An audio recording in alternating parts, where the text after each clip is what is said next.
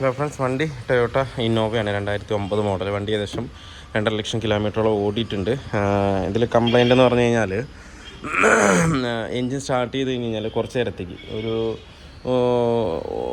30 second 40 second നല്ല heavy ആയിട്ട് കട്ട കട്ട കട്ട കട്ട കട്ടാകുന്ന സൗണ്ട്. അത് കഴിഞ്ഞ് കഴിഞ്ഞാൽ ആ സൗണ്ട് പൂർണ്ണമായിട്ടും പോകില്ല, എന്നാലും കുറച്ച് ഒരു 50% സൈലൻ്റായിട്ട് വീണ്ടും ആ സൗണ്ട് തുടർന്നുകൊണ്ടേയിരിക്കും. അപ്പോൾ നമ്മൾ ആദ്യം ഇതിനകത്ത് ചെക്ക് ചെയ്ത് നോസിൽ ചെക്ക് ചെയ്തപ്പോൾ നോസിൻ്റെ സൗണ്ടും ഇതേ സെയിം സൗണ്ടായിട്ടാണ് വരുന്നത്. അതുപോലെ ഒരു സൗണ്ട് കിട്ടിയത്. നോസിൽ ചെക്ക് ചെയ്ത് നോസിലിന് കുഴപ്പമില്ല. പിന്നുള്ളതെന്ന് പറഞ്ഞു കഴിഞ്ഞാൽ കണക്ഷൻ ഡോട്ടിൻ്റെ സൗണ്ടായിട്ടാണ് പിന്നെ കിട്ടുന്നത്. ഈ രണ്ട് സൗണ്ട് ഏകദേശം സെയിം ആയിട്ട് നമുക്ക് ഫീൽ ചെയ്യുമെങ്കിലും ഏതാണെന്ന് കറക്റ്റായിട്ട് നമുക്ക് ഐഡൻറ്റിഫൈ ചെയ്യാൻ പറ്റില്ല. അപ്പോൾ ചെക്ക് ചെയ്ത് നോക്കിയപ്പോൾ നോസിൽ കുഴപ്പമില്ല, പിന്നുള്ളത് എഞ്ചിൻ്റെ സൗണ്ടാണ് വരുന്നത്. അപ്പോൾ ഇത് വരാൻ കാരണം എന്ന് പറഞ്ഞു കഴിഞ്ഞാൽ കസ്റ്റമർ പറഞ്ഞത് ഇത് റേഡിയേറ്ററിലെ ഫാന് കംപ്ലൈൻ്റായി. ഈ ഫാന് കംപ്ലൈൻ്റായിട്ട് എന്താ പറയുക, ടെമ്പറേച്ചർ കയറി 1-2 പ്രാവശ്യം നിന്നു എന്നാണ് പറഞ്ഞത്. അങ്ങനെ വരുമ്പോഴാണ് ഈ കംപ്ലൈൻറ്റ് കസ്റ്റമർ പറഞ്ഞത്. അതിന് ശേഷമാണ് ഈ സൗണ്ട് വന്നു തുടങ്ങിയെന്നാണ് പറഞ്ഞത്. അപ്പോൾ ടെമ്പറേച്ചർ കയറിയിട്ട് തന്നെയാണ് ഈ കംപ്ലൈൻറ്റ് വന്നിരിക്കുന്നത്. അപ്പോൾ എന്തായാലും നമുക്ക് എൻജിൻ ഫുള്ളായിട്ടൊന്ന് ഇറക്കിയിട്ട് എന്താ കംപ്ലൈൻ്റ് എന്ന് കറക്റ്റായിട്ട് നമുക്ക് കണ്ടുപിടിക്കാം. ടെമ്പറേച്ചർ 1-2 പ്രാവശ്യം കയറിയാലൊന്നും ഇന്നോവയ്ക്ക് അങ്ങനെ ഒരു സൗണ്ട് വരാൻ സാധ്യത കുറവാണ്. വേറെ എന്തെങ്കിലും ഫോൾട്ട് കൊണ്ട് വന്നതായിരിക്കും. അപ്പോൾ എന്തായാലും നമുക്കൊന്ന് ചെക്ക് ചെയ്യാം. എപ്പോഴും ഇന്നോവയുടെ എൻജിനൊക്കെ പണിയാന്ന് പറഞ്ഞു കഴിഞ്ഞാൽ പണിയേ വരില്ല. ഇതൊക്കെ ഓരോരോ ഫോൾട്ട് കൊണ്ടൊരു എന്താ പറയുക, ശ്രദ്ധക്കുറവുകൾ കൊണ്ട് അങ്ങനെയൊക്കെ വരുന്ന കംപ്ലൈൻറ്റുകളാണ് ഈ എൻജിൻ്റെ പണികൾ ഇന്നോവയ്ക്കൊക്കെ വരുന്നത്. ഇല്ലാത്ത പക്ഷം സർവീസൊക്കെ കറക്റ്റ് ഇല്ലാന്നുണ്ടെങ്കിൽ ബാക്കിയുള്ള കാര്യമെല്ലാം പക്കയാണെന്നുണ്ടെങ്കിൽ നമുക്ക് എത്ര കിലോമീറ്റർ വേണമെന്നുണ്ടെങ്കിലും കറക്റ്റായിട്ട് നമുക്കിത് കൊണ്ടു നടക്കാൻ പറ്റും. പക്ഷേ ഇത് എന്ത് സംഭവിച്ചു എന്നുള്ളത് അറിയില്ല. നമുക്ക് അഴിച്ച് നോക്കിയാൽ തന്നെ അതിൻ്റെ ഉള്ളിൽ എന്ത് ഫോൾട്ട് വന്നിരിക്കുന്നത്, ആ ഫോൾട്ട് വരാനുള്ള കാരണം എന്താണെന്നുള്ളത് നമുക്ക് പറയാൻ പറ്റുള്ളൂ. അപ്പോൾ നമ്മളിപ്പോൾ ഏകദേശം അഴിച്ചിട്ടുണ്ട്. വയറിംഗ് കിറ്റും കാര്യങ്ങളൊക്കെ അഴിച്ചു വെച്ചിട്ടുണ്ട്. പിന്നെ അതിൻ്റെ റേഡിയേറ്റർ, കണ്ടൻസർ, അതുപോലെ ഫ്രണ്ടിലുള്ള എല്ലാ സാധനങ്ങളും അഴിച്ചു വെച്ചിട്ടുണ്ട്. ഇനിയിപ്പോൾ നമ്മൾ ഗിയർ ബോക്സ് ഇറക്കി വെച്ചിട്ടുണ്ട്. ഇനിയിപ്പോൾ നമുക്ക് മൗണ്ട് ഇറക്കി എൻജിനെ പുറത്തിറക്കിയിട്ട് വേണം മൊത്തം ഒന്ന് പീസ് ആക്കാനായിട്ട്. എന്നിട്ട് ഞാൻ പറയാം എന്താ കംപ്ലൈൻറ്റ് വരാൻ എന്താ കാരണം എന്നുള്ളത് കറക്റ്റായിട്ട് പറഞ്ഞുതരാം.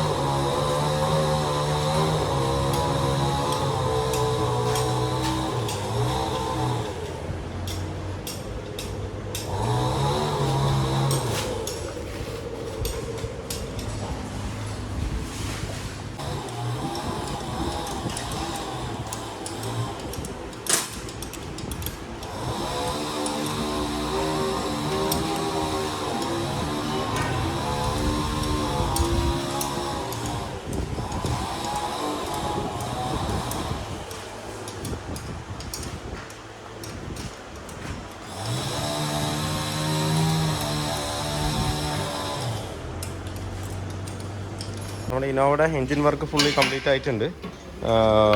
ഇതിലിപ്പോൾ എൻജിൻ മൗണ്ട് നമ്മൾ ഇതിന് മാറ്റി മൗണ്ട് അവിടെ എടുത്തിട്ട് ആ സൈഡോടെ എടുക്കുന്നു. എൻജിൻ വർക്ക് ഫുള്ളി കംപ്ലീറ്റ് ആയിട്ടുണ്ട്. ക്ലച്ച് പിന്നെ നമ്മൾ പഴയ തന്നെയാണ് ഇതിനകത്ത് ഇട്ടിരിക്കുന്നത്, കുഴപ്പമില്ല. എൻജിൻ ബെഡ് നമ്മൾ മാറ്റിയിട്ടുണ്ട്. എൻജിൻ ബെഡ് കംപ്ലീറ്റ് ആയിട്ട് ഇതിനകത്ത് പൊട്ടി നിൽക്കണമായിട്ടില്ല, ഈ ഒരു ലെവലിലാണ് നിൽക്കുന്നത്. നമുക്ക് ഇതിപ്പോൾ കയറ്റാന്ന് പറഞ്ഞു കഴിഞ്ഞാൽ ബുദ്ധിമുട്ടാണ്. അപ്പോൾ നമ്മൾ എൻജിൻ ബെഡ് ഇതിനകത്ത് കംപ്ലീറ്റ് ആയിട്ട് മാറ്റിയിട്ടുണ്ട്. ഇനിയിപ്പോൾ നമുക്ക് വണ്ടിനകത്ത് ലോഡ് ചെയ്യണം. ബാക്കിയുള്ള എല്ലാ വർക്കും ഇതിനകത്ത് ഫിനിഷ് ചെയ്തിട്ടുണ്ട്. എൻജിൻ്റെ പരമായിട്ടുള്ള ഹെഡും കാര്യങ്ങളായിരുന്നുണ്ടെങ്കിൽ എല്ലാം നമ്മൾ ഫിനിഷ് ചെയ്തിട്ടുണ്ട്. അതുപോലെ തന്നെ ഡ്രൈവ് ബെൽറ്റിൻ്റെ ടെൻഷനർ ഒരു കംപ്ലൈൻറ്റ് ഉണ്ടായിരുന്നു, അത് നമ്മൾ ഇതിനകത്ത് മാറ്റിയിട്ടുണ്ട്. ഇപ്പോൾ എന്തായാലും വണ്ടിയിട്ടായിട്ട് നമ്മുടെ ഇന്നോവയുടെ വർക്ക് ഫുള്ളി കംപ്ലീറ്റ് ആയിട്ടുണ്ട്. ഇപ്പോൾ ഇതിൽ നമ്മൾ ചെയ്തതെന്ന് പറഞ്ഞു കഴിഞ്ഞാൽ എൻജിൻ വർക്ക് ഫുൾ എൻജിൻ ഓവറോളിംഗ് ആണ് ചെയ്തിരിക്കുന്നത്. പിന്നെ ക്ലച്ചൊക്കെ നല്ല കണ്ടീഷൻ തന്നെ ആയതുകൊണ്ട് നമ്മൾ ക്ലച്ചൊക്കെ അത് തന്നെയാണ് യൂസ് ചെയ്തിരിക്കുന്നത്. എൻജിൻ്റെ വർക്ക് ഫുള്ളായിട്ട് നമ്മൾ ചെയ്തിട്ടുണ്ട്.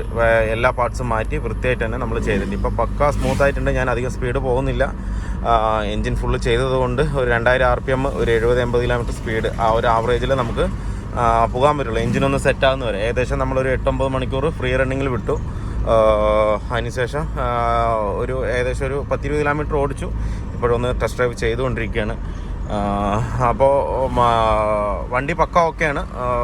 ഓടിക്കാനും തന്നെ ഭയങ്കര സ്മൂത്തായി. നേരത്തെ എന്ന് പറഞ്ഞു കഴിഞ്ഞാൽ ഈ ഒരു കിലോമീറ്റർ സ്പീഡിൽ പോകുമ്പോൾ 50 ഗിയർ കിട്ടിട്ട് ഏകദേശം ഒരു 50-40 ആ റേഞ്ചിലൊക്കെ പോകുമ്പോൾ ഒരു കട കട കട കട കട കട കട എന്നൊരു സൗണ്ടാണ് വന്നുകൊണ്ടിരുന്നത്. അത് വെച്ചാൽ പിസ്റ്റൺ പിടിച്ചിട്ടുണ്ടായിരുന്നു, അതിൻ്റെ സൗണ്ടാണ് ഫുള്ളായിട്ട് ഇതിനകത്ത് വന്നുകൊണ്ടിരുന്നത്. നോസിലിൻ്റെ സൗണ്ട് മാതിരിയാണ് നമുക്ക് ആദ്യം ഫീൽ ചെയ്തെങ്കിൽ നോസിൽ സർവീസ് ചെയ്ത് ഇട്ടപ്പോൾ ആ സൗണ്ട് സെയിം സൗണ്ട് നമുക്ക് വന്നിട്ടുണ്ടായിരുന്നു. അതുകൊണ്ടാണ് നമ്മൾ പിന്നെ എഞ്ചിൻ ഇറക്കി നോക്കുമ്പോൾ അതിൽ പിസ്റ്റൺ എന്താ പറയുക പിടിച്ച് നിൽക്കുകയാണ്. അതുകൊണ്ടാണ് ആ സൗണ്ട് അതിനകത്ത് വന്നിട്ടുണ്ടായിരുന്നത്. കണക്റ്റിംഗ് റോഡിൻ്റെ പിന്നും ചെറിയൊരു ഷേക്ക് ഉണ്ടായിരുന്നു, അതും ആ സൗണ്ട് വരാൻ സാധ്യതയുള്ള കാര്യമാണ്. പിന്നെ നമ്മൾ ഫുള്ളായിട്ട് ചെയ്ത് സെറ്റാക്കിയിട്ടുണ്ട്. ഇപ്പോൾ പക്ക ഓക്കെയാണ്, നോർമലാണ്. നമുക്ക് കൂടുതൽ സ്പീഡ് ഓടിച്ച് നോക്കാൻ പറ്റില്ല, അതുകൊണ്ട് സ്പീഡിൻ്റെയും നമുക്ക് ഇതും എനിക്ക് അങ്ങനെ കൃത്യമായിട്ട് ഞാൻ പറയാൻ പറ്റില്ല. പക്ഷേ ബാക്കിയുള്ള എല്ലാ കാര്യങ്ങളും പക്ക ഓക്കെ തന്നെയാണ്. വണ്ടിയാണെന്നുണ്ടെങ്കിൽ പക്ക സൈലൻ്റാണ്, യാതൊരുവിധ സൗണ്ടോ നമുക്കൊന്നും തന്നെ ഫീൽ ചെയ്യില്ല. പിന്നെ എഞ്ചിൻ ബെഡ് ഫുള്ളായിട്ട് പൊട്ടിക്കിടക്കുന്നുണ്ടായിരുന്നു. അപ്പോൾ നമ്മളിതിൻ്റെ എഞ്ചിൻ ബെഡും കൂടെ മാറിയപ്പോൾ നമുക്ക് ഒരു വൈബ്രേഷനോ കാര്യങ്ങളോ ഒന്നും തന്നെ എഞ്ചിനകത്തേക്ക് നമുക്ക് ഒട്ടും തന്നെ വരുന്നില്ല. ഭയങ്കര സ്മൂത്തായിട്ടാണ് വരുന്നത്. പിന്നെ ഒരു ചെറിയൊരു നമ്മൾ വണ്ടി സ്റ്റാർട്ട് ചെയ്ത് കഴിഞ്ഞാൽ ആയിട്ട് നിൽക്കുമ്പോൾ ഒരു കിടക്കുന്നല്ല, ഒരു എയർ അടിക്കുന്ന പോലെ ഒരു സൗണ്ട്, ഒരു കിച്ച് കിച്ച് കിച്ച് കിച്ചെന്ന് പറഞ്ഞിട്ട് അത് കുറച്ച് ഓടുമ്പോൾ ശരി. അത് വെച്ചാൽ ടാപ്പറ്റിൻ്റെ അവിടെ നിന്നൊരു സൗണ്ട് മാതിരിയാണ് നമുക്ക് വരുന്നത്. അത് കുറച്ച് ഓടിക്കഴിഞ്ഞ് കഴിഞ്ഞാൽ സെറ്റാകും. ടാപ്പറ്റും അതുപോലെ പിസ്റ്റണും എല്ലാം നമുക്ക് സെറ്റാകാനാണ് വെച്ചാൽ ബോർ ചെയ്ത് ഇറക്കിയതാണ്. അപ്പോൾ അതുകൊണ്ട് ബാക്കിയുള്ള കാര്യങ്ങൾ സെറ്റാകാനുണ്ട്. ഞാൻ പറഞ്ഞു വരുമ്പോൾ വലിയ നോയ്സ് അല്ല, ഒരു ചെറിയ മൈന്യൂട്ട് നോയ്സ്. ഞാൻ എപ്പോഴും ഒരു ചെറിയൊരു നോയ്സ് ഉണ്ടെങ്കിൽ അത് ഞാൻ പറയും, അത് കസ്റ്റമറിൻ്റെ അടുത്താണെന്നുണ്ടെങ്കിൽ ഇൻഫോം ചെയ്യും. അപ്പോൾ അതുകൊണ്ട് പറയണത് ചെറിയൊരു നോയ്സ്, ഒരു കിച്ച് കിച്ച് കിച്ച് കിച്ച് എന്ന് പറഞ്ഞിട്ട് അത് വരും. അത് കുറച്ച് കഴിഞ്ഞ് ഓടുമ്പോൾ ഒരു 10,000-2000 കിലോമീറ്ററിന് എക്സ്ട്രാ സർവീസ് വരുമ്പോൾ അത് പക്ക സോൾവ് ആവും, വൃത്തിയാവും. പിന്നെ വണ്ടി ഒന്നും നോക്കണ്ട, അടിച്ച് പൊളിച്ച് പെടച്ച് ഓടിക്കാൻ കുഴപ്പമില്ല. ഒരു 2 ലക്ഷം 3 ലക്ഷം വരെ എങ്ങനെ മെയിൻറ്റെയിൻ ചെയ്യണോ അതുപോലെ. അല്ലാതെ നമ്മൾ ഇത്ര ഗ്യാരണ്ടി എന്നൊന്നുമല്ല പറയണത്, നമ്മളെങ്ങനെയാണോ യൂസ് ചെയ്യണത് ആ ഒരു രീതിക്ക് പക്കയായിരിക്കും. ഇപ്പോൾ ഞാനിപ്പോൾ 5th ഗിയറിൽ തന്നെയാണ് പോകുന്നത്. 5th ഗിയറിൽ 40-ന് താഴെയാണ് പോകുന്നത്. ഇപ്പോഴും ബോഡി ഒരു തരിക്ക് പോലും വൈബ്രേഷനോ കാര്യങ്ങളോ ഒന്നുമില്ല. സ്മൂത്ത് റണ്ണിങ് പറഞ്ഞാൽ സ്മൂത്ത് റണ്ണിങ്. നമ്മൾ നോർമൽ ന്യൂട്രലിൽ വിട്ടിട്ട് വണ്ടി പോകുന്നത് പോലെയാണ് ഇപ്പോൾ എനിക്ക് ഫീൽ ആവുന്നത്. ഇപ്പോൾ ഞാൻ 4th മാറ്റി, അപ്പോഴും സ്മൂത്ത് റണ്ണിങ് പറഞ്ഞാൽ നമുക്ക് അറിയണേ ഇല്ല. നമ്മൾ ന്യൂട്രലിൽ വിട്ടിട്ട് വണ്ടി നീക്കുന്നത് പോലെയാണ് നമുക്ക് അത്രത്തോളം ഫീൽ. അത്രയും സ്മൂത്ത് തന്നെയാണ്. ഈ സ്മൂത്ത് ഫുള്ളായിട്ട് കിട്ടണം എന്നുണ്ടെന്നുണ്ടെങ്കിൽ നമ്മൾ എന്ത് ചെയ്യണം, 2000 കിലോമീറ്റർ വരെ നമ്മൾ അത്രയും കെയർ ചെയ്ത് വണ്ടി ഓടിക്കണം. നല്ല ഇതാണിപ്പോൾ എൻജിൻ്റെ സൗണ്ട്, പക്ക നോർമൽ തന്നെയാണ്. പിന്നെ ചെറിയൊരു ആ ഒരു സൗണ്ട് ഞാൻ പറഞ്ഞില്ലേ, അത് ഈ സൗണ്ടാണ്. അത് ഓടോടെ ഫുള്ള് കറക്റ്റാണ്. പിന്നെ ഒരു ബെൽറ്റിൻ്റെ ഒരു ചെറിയൊരു നോയ്സ് വരുന്നുണ്ട്, അതെന്താണെന്ന് നോക്കിയിട്ട് അത് നമുക്കൊന്ന് ക്ലിയർ ചെയ്ത് കൊടുക്കും. ഒരു കീച്ച് കീച്ച് കീച്ച് കീച്ച് എന്ന് പറഞ്ഞിട്ടൊരു സൗണ്ട് വരുന്നുണ്ട്. പിന്നെ വാട്ടർ വാഷോ കാര്യങ്ങളോ ഒന്നും ചെയ്തിട്ടില്ല, അപ്പോൾ ലീക്കോ കാര്യങ്ങളോ ഒന്നും നോക്കിയിട്ടുമില്ല. ഇനിയിപ്പോൾ ഒന്ന് ഫുള്ളായിട്ടൊന്ന് ഡ്രൈൻ ചെയ്ത് വാട്ടർ വാഷ് ചെയ്തിട്ട് വേണം നമുക്ക് എന്താ പറയുക മറ്റേ ലീക്കും കാര്യങ്ങളൊക്കെ ഒന്ന് ചെക്ക് ചെയ്യാനായിട്ട്. ചെക്ക് ചെയ്തിട്ട് വേണം ഇനി കസ്റ്റമർക്ക് ഡെലിവറി ചെയ്യാൻ. വണ്ടി പക്ക സ്മൂത്താണ്. റണ്ണിങ്ങും കാര്യങ്ങളാണെങ്കിലും ശരി, വൈബ്രേഷനോ കാര്യങ്ങളോ ഒന്നുമില്ല, നോർമലി പക്ക ഇതാണ്. പിന്നെ നമ്മൾ നോസിൽ നമ്മൾ ലാസ്റ്റ് കയറ്റിയപ്പോൾ വീണ്ടും ഒരു മിസ്സിങ് കാണിച്ചിട്ട് നമ്മൾ മിസ്സിങ് ആണ്, സൗണ്ടല്ല മിസ്സിങ് കാണിച്ചിട്ട് വീണ്ടും നമ്മൾ അത് അയച്ചിട്ട് വീണ്ടും സർവീസ് ചെയ്ത് അതിൻ്റെ ടിപ്പ് 1-2 ടിപ്പ് കാര്യങ്ങൾ മാറ്റേണ്ടി വന്നു. അല്ലാതെ സ്പ്രേ കറക്റ്റായിട്ട് വരുന്നില്ല. നേരത്തെ തന്നെ ഹാഫ് കണ്ടീഷൻ ആയിരുന്നു നോസിൽ. നമ്മൾ ഡീസൽ മെക്കാനിക്ക് പറഞ്ഞത്, നോസിൽ സർവീസ് ചെയ്യുന്ന ആൾ പറഞ്ഞത് ഇതുകൊണ്ട് സൗണ്ട് വരില്ല, സ്റ്റാർട്ടിങ് ആവുമെന്ന് പറഞ്ഞ് തന്നതായിരുന്നു. പക്ഷെ നമ്മളെല്ലാം ഇട്ട് സ്റ്റാർട്ട് ചെയ്യുമ്പോൾ വീണ്ടും ഒരു മിസ്സിങ് കാണിച്ചു. പിന്നെ നമ്മൾ വീണ്ടും ടെസ്റ്റ് ചെയ്തപ്പോഴാണ് ആ ഹാഫ് കണ്ടീഷൻ ഉള്ളത് വീണ്ടും അത് കുറഞ്ഞിരിക്കുക. എന്താ വെച്ചാൽ നമ്മൾ കുറേ ദിവസം പുറത്ത് വെച്ചിട്ടുണ്ടായിരുന്നു. ഏകദേശം ഒരു 10-20 ദിവസത്തോളം നമ്മൾ നോസിൽ പുറത്ത് വെച്ചിരിക്കുകയായിരുന്നു. ഡീസൽ ഇടുകയൊന്നും ചെയ്യില്ല. പിന്നെ ഡീസൽ ഇടേണ്ട ആവശ്യമൊന്നുമില്ല, അതുകൊണ്ട് നമ്മൾ ഇട്ടില്ല. അങ്ങനെ പുറത്ത് വെച്ചതുകൊണ്ട് വീണ്ടും അത് കംപ്ലയിൻറ്റ് കൂടുതലാണ് കാണിക്കുന്നത്. ഇപ്പോൾ സ്പ്രേ കറക്റ്റായിട്ട് വരുന്നില്ല, അതുകൊണ്ടാണ് ആ മിസ്സിങ് വരുന്നത് പറഞ്ഞ് പിന്നെ നമ്മൾ ഫുള്ളായിട്ട് സർവീസ് ചെയ്ത് പക്കയാക്കിയിട്ടുണ്ട്. ഇപ്പോൾ നോർമലാണ് വണ്ടി. ഓടിക്കാനാണെങ്കിലും ശരി, വണ്ടി ഡ്രൈവ് ചെയ്യുകയാണെങ്കിലും ശരി, സ്മോക്കോ കാര്യങ്ങളോ ഒന്നും തന്നെ ഇല്ല, പക്കയായിട്ട് തന്നെയാണ് റണ്ണാകുന്നത്. സ്മോക്കോ കാര്യങ്ങളോ ഒന്നും തന്നെ ഇല്ല സൈലൻസറിൽ. നേരത്തെ ഈ സൗണ്ട് വരുന്ന സമയത്തും ഈ ഭാഗത്ത് സൈലൻസറിൻ്റെ ഭാഗത്ത് ചെറുതായിട്ട് വൈറ്റ് സ്മോക്ക് ഇങ്ങനെ കുറച്ചായിട്ട് തള്ളിക്കൊണ്ടിരുന്നത്. ഇപ്പോൾ അത് പക്ക സോൾവ് ആയിട്ടുണ്ട്, നീറ്റായിട്ടുണ്ട്.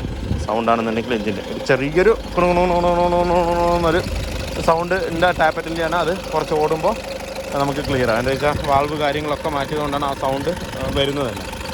അങ്ങനെ വന്ന് അടിക്കുമ്പോഴുള്ളൊരു സൗണ്ടാണ്. ഈ ടാപ്പറ്റ് വന്നിട്ട് മുകളിലേക്ക് വന്ന് അടിക്കുമ്പോഴൊരു എന്ന് പറഞ്ഞിട്ട് ഒരു ഡിഫറെൻറ്റ് സൗണ്ടാണ് അത്. അല്ലാതെ കടന്നോ നമുക്ക് എപ്പോഴും എഞ്ചിൻ്റെ നിന്ന് കിട്ടുന്ന അങ്ങനത്തെ ഒരു സൗണ്ട് അല്ല അത്. അപ്പോൾ വീഡിയോ എല്ലാവർക്കും ഇഷ്ടമല്ലെന്ന് ലൈക്ക് ചെയ്യുക, ഷെയർ ചെയ്യുക, അതുപോലെ തന്നെ സബ്സ്ക്രൈബ് ചെയ്യാതെയാണ് വീഡിയോ കാണുന്നതെങ്കിലൊന്ന് സബ്സ്ക്രൈബ് ചെയ്ത് സപ്പോർട്ട് ചെയ്യുക. അപ്പോൾ മറ്റൊരു വീഡിയോയിലേക്ക് കാണുന്നവരെ എല്ലാവർക്കും ബൈ.